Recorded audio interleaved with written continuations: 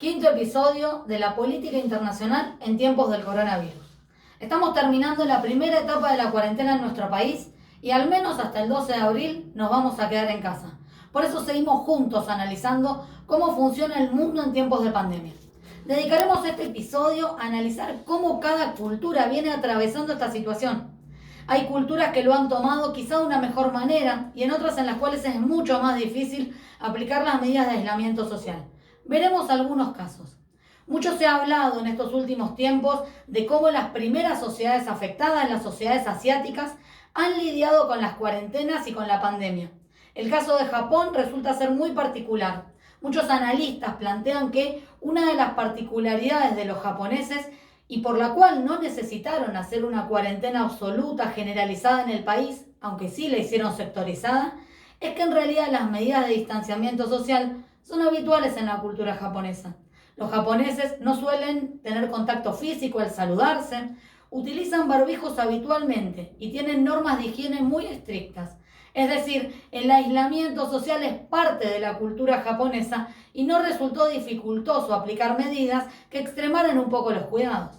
Para la cultura china, por ejemplo, donde quizá la vida comunitaria es más habitual, el eje fundamental cultural que pesó para que la sociedad cumpliera con la normativa es que se trata de una cultura colectivista.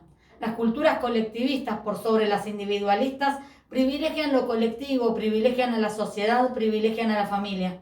Esto hace que para los individuos sea mucho más fácil o amigable cumplir esta normativa pensando en que de esa manera se beneficia a toda su sociedad. Otras sociedades asiáticas, como la sociedad india, encuentran muchísimas dificultades con su cultura para hacer frente a esta situación.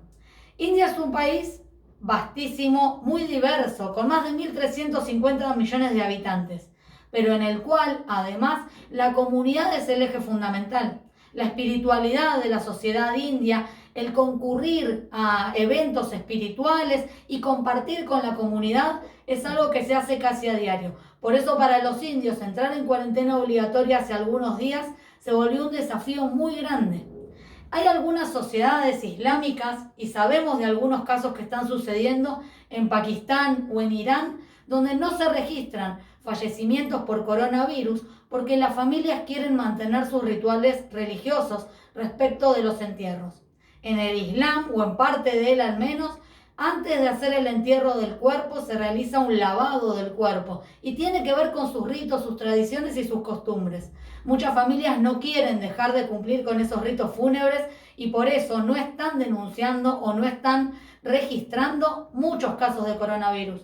Para las sociedades occidentales, sociedades más individualistas, es un desafío poder afrontar esta pandemia, pero aparecen en distintas sociedades occidentales, lo hemos visto primero en Europa y también lo vemos en nuestro país, aparece el sentimiento de solidaridad, el querer sentirnos unidos en esta soledad que no es tal porque nos comunicamos, porque tenemos las redes, pero en esta soledad de nuestros domicilios, en esta soledad de nuestros hogares y en esta pandemia de la cual sabemos que salimos todos juntos, aparecen redes de solidaridad.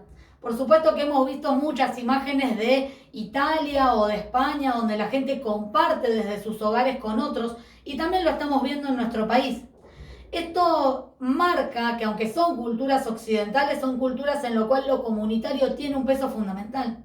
Por eso fue muy difícil para España y para Italia cumplir inicialmente con las normas del aislamiento social.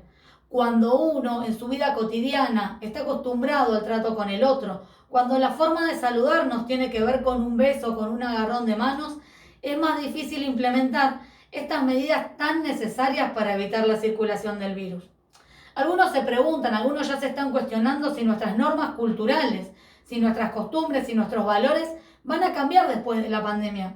Algunos nos preguntamos cuándo volveremos a compartir el mate, si volveremos a darnos besos y abrazarnos cuando todo esto termine.